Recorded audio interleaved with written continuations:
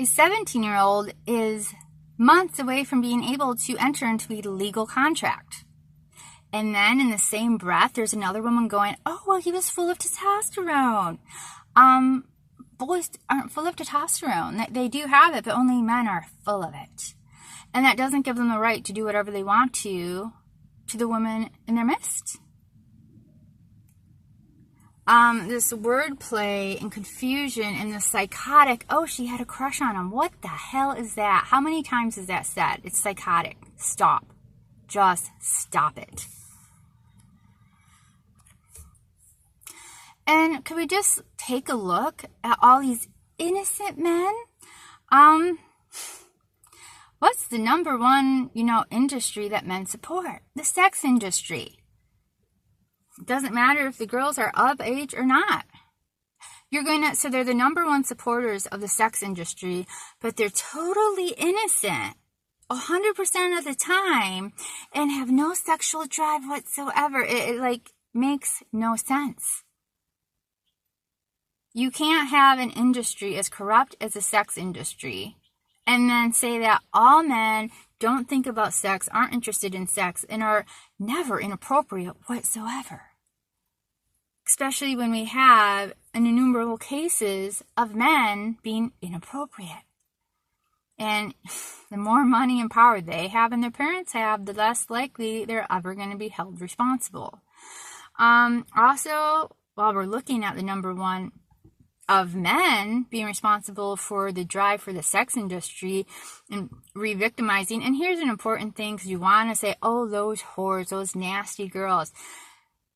Whether it's a male or female, people who are sexually abused, especially in their youth, are far more likely to become sexually active at that age, even though it's not natural. They are far more likely, especially if it's same gender, to go with that, even though it's not natural. It's what they've been shown. You want to victimize the victims. Most of the people who are in the sex industry have been sexually abused. They've been sexually activated inappropriately at a young age. So stop being okay with the wickedness and then blaming the victims time and time again. And on that hand, could we look at females? The excessive majority of females in prison, whether they're in prison for a set time or for life, are there for defending themselves against violent men, against men who have a history of being violent towards them. I know people are like, are we 2 steps forward? Oh, of course we are. Oh my gosh, people are coming out. No, as long as women are getting jailed for defending themselves against violent men, we're nothing ahead. As long as we have people coming out who habitually victimize the victim, saying it's okay to victimize them because they're wicked, we're nothing ahead. I would still like to know can someone please post down low? We have innumerable people from around the world, male and female, who have come out against the wickedness of priests. And has a single priest been defrocked? Has a single priest been excommunicated? Taken off the payroll? Gone to prison? Oh no, all I hear is, oh well, we have to protect their reputation. I tell you, when people start talking about reputations, that's a sign for me that they are guilty as hell. So no, I really don't think we're ahead in this, because I have yet to see any progress, not in the church, not with the Me Too. I mean, unless that fat grubby guy going to Europe for sex addict program treatment. And that's another, again, it's the confusion and misrepresenting of words. A predator and being addicted to sex are 2 completely separate things. So, no. And I know the people I knew who work in prison, they said there was one treatment and one treatment alone that worked for predators, especially pedophiles. That was the lead therapy, 1 bullet to the back of the brain. Your ability to reprogram and train these people are excessively low, like zilch. So us continually turning a blind eye to it. I don't see it. It's all her. It's not him. He's perfect. Totally innocent. This is perpetuating the abuse. It's perpetuating wickedness. It is perpetuating everything that you say you're against. It is helping no one. It is helping no one now. It is helping no one down the road.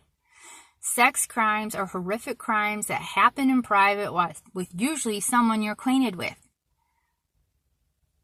And shaming women and men who come out and making them, especially like, what was it, Nasser, that Michigan guy who, I mean, it's been documented that he's been raping girls and molesting them since the 1990s.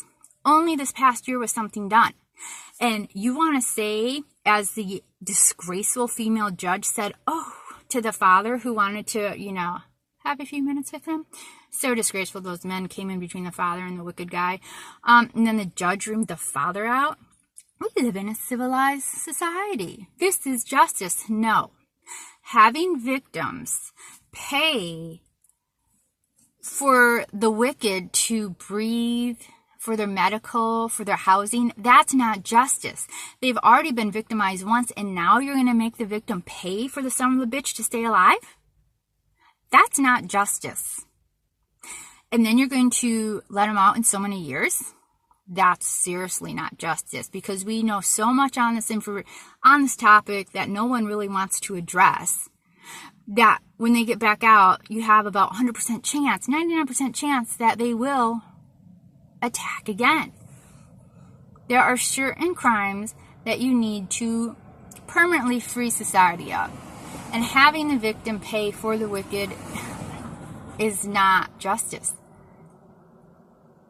It's so disgraceful. How we handle sex crimes is disgraceful. How we look the other way. How we try to be so many all up in rage. Oh, well, we need to treat these people like we would treat our moms. And that's another thing. I heard some guy on the radio started out with this BS of how, oh, I knew someone that was sexually attacked and we have to show these women respect. And then he quickly switched gears of how Kavanaugh has never been to jail or to court on this, so it obviously never happened.